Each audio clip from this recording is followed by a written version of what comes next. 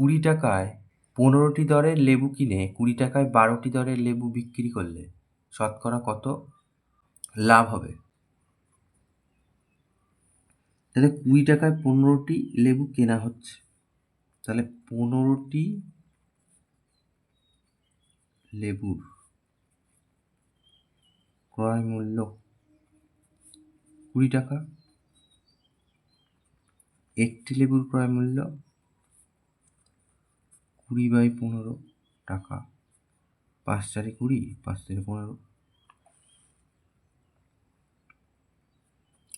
তার মানে 4/3 টাকা।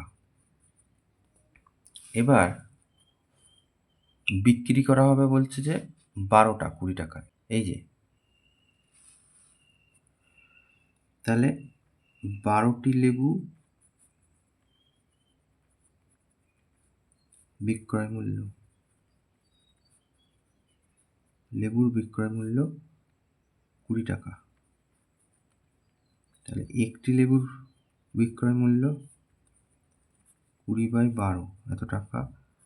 4 5 20, 4 3 12, তার মানে 5/3 টাকা। তাহলে 5/3 টাকায় বিক্রি হচ্ছে আর 4/3 টাকায় একটা লেবু কেনা হয়েছে। তাহলে অতএব একটি লেবুতে লাভ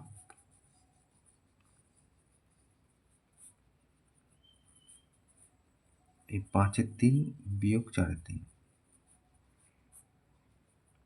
তার মানে 5 বিয়োগ 4, তার মানে 1/3 টাকা।